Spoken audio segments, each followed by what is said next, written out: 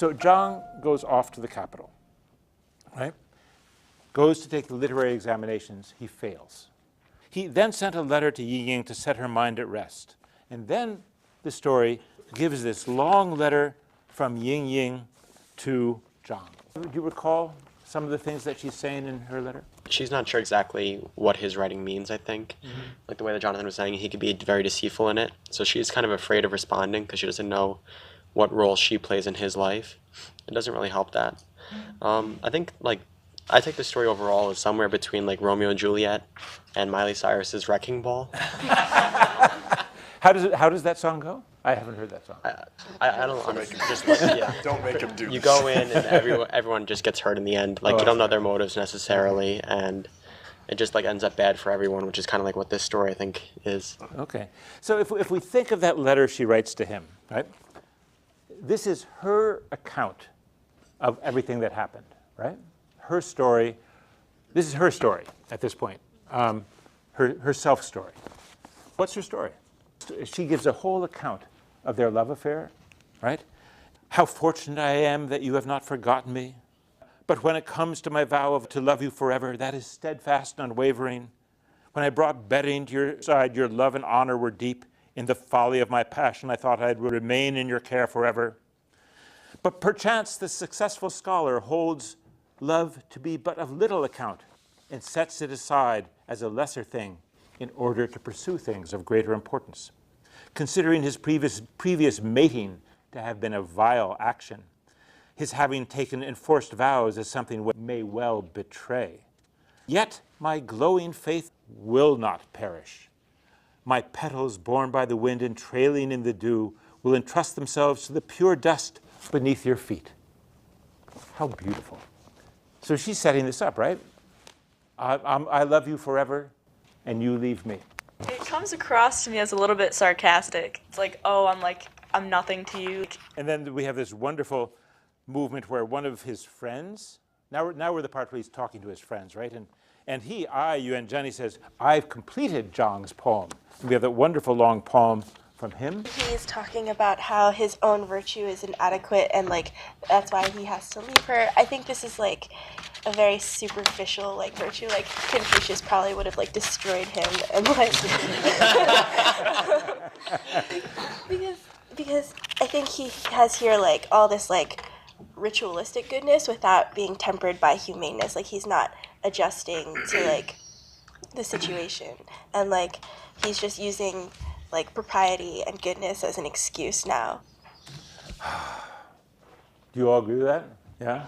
Well, I feel so like in her letter, she was kind of making it like they had like an understanding of marriage almost, and she was saying that they had promised forever, where they really hadn't. Right. But she's like rewriting the past, and then he's kind of like, I don't want to do anything with you anymore.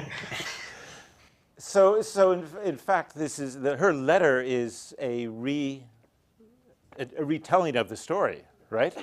Her account of the story from her perspective. She wanted to marry him? It seems like it. Seems like it, yeah. He was in love with her, right? Infatuated by her?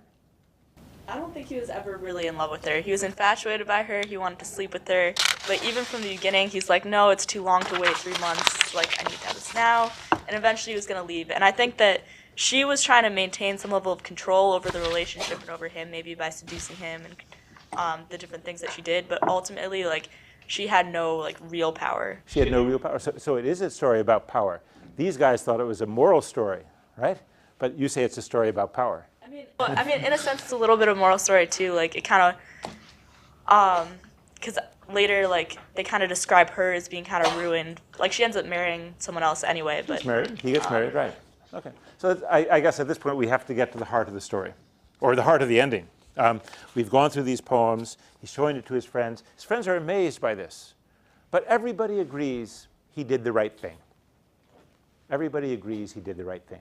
So the question is not whether we think he did the right thing, and I know all of you think he should have married her and lived happily ever after, but people at the time, his friends, said, you did the right thing. So why did he do the right thing? And so we have to make up the argument for why he did the right thing. As I understand it, he rectified his initial lapse of self-control. Pursuing her was a failing on his part. He was, it wasn't his position to do so. He was going off to be a minister. He had other duties, but going off to be a scholar, sorry. And then, but he pursued her and, did so recklessly. He didn't have, the time to, he didn't have take any time. He was impatient. But then ultimately, after the sort of the heat of the moment has died down, he looks at the situation and says, well, I shouldn't have done that, so I'm going to cut ties and move on and attempt to rectify my life. To be correct at this point, okay. Return to a situation where he can exercise self-control. But no, it seems to me that you're making the argument from his point of view, right? But I'm interested in what why would be the people who look at this and say, hey, man, you did the right thing. That was good, right? Jayan, could you help us out here? I think maybe his friends think that he has put himself in a very disadvantageous position by pursuing her and not getting response. Why is he in a disadvantaged position? Because what we've been told in the first chapter is this is what guys do. It's not true, by the way. But Messages that Cui kept sending him is very ambiguous, and he's not getting definite response. he's not getting a definite response. Jamal? Well, basically to elaborate on that idea, what I thought the reason they approved of it was basically that the relationship is being detrimental to his overall well-being.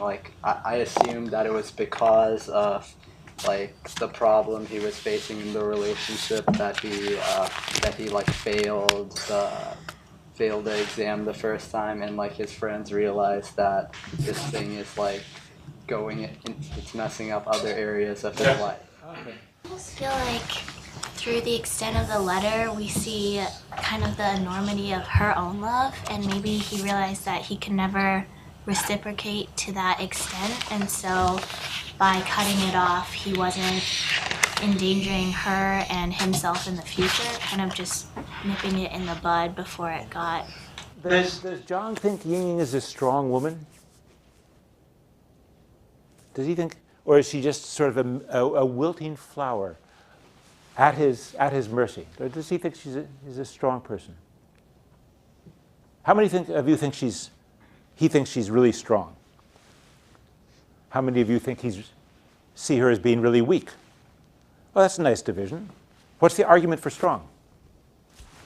The reason he left her is because he thought she would be able to destroy him, just like those He kings. loved her because he thought she would be able to destroy him? Sorry, left her because he was talking about these kings who got destroyed by women and became the subject of laughter, so he does think she's strong. I wonder if, my mishearing of you might be true too, that he loved her because she could destroy him. I think he should admire the way she accepts her position as, not being this intrusive woman. Just let him be. She says that I won't. I'll try not to get in your way in your affairs when you're in Chang'an. So I think it's very noble the way she just,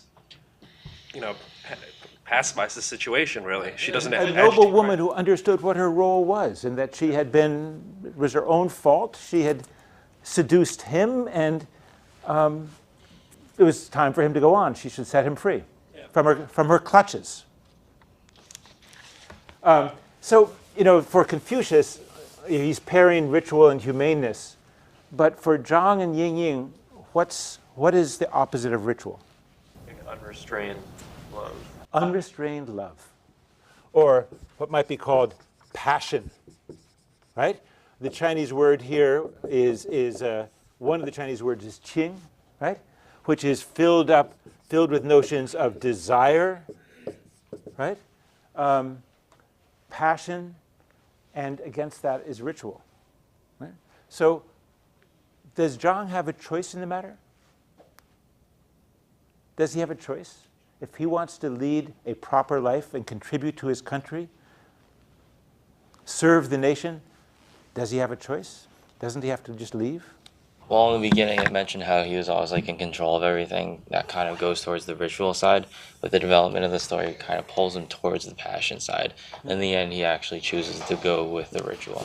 So in some ways, the story is always going back and forth, right? Between what's proper, between what's unrestrained. And if we could read this story for a moment, because I think our time is up, but I'll give you one last word, Ben. Oh, I was going to say that this is why I called it self-control. It's about he could either go and have a passionate marry her or be in love, but then he wouldn't be able to follow the sort of restrained and ritual path. He wouldn't be able to be properly The public path. The public path, right? So I do think that we're in this situation where there's a dichotomy that's been drawn between proper life, ritual life, and a life of the passions, right? And what they haven't figured out yet is how to put those together. Professor Kirby. So, listening to all this, just a couple of thoughts. I was struck, I think it was Michelle who made the point that at one point early on in the conversation, my God, it's ancient China. They shouldn't behave like this. They didn't know it was ancient China. But this really is a timeless story of love and duty and betrayal, but it is situated in what we now think of as ancient China. And you compare the outcome. This is a happy ending compared to Romeo and Juliet. And people do choose, or he chooses, duty. And I'm just reminded at the end by the famous phrase, a scholar is the first to suffer the sufferings of the world and the last to take pleasure in its pleasures. That is what it should be. In Gaida. In Gaida, right. It should be. Right, good.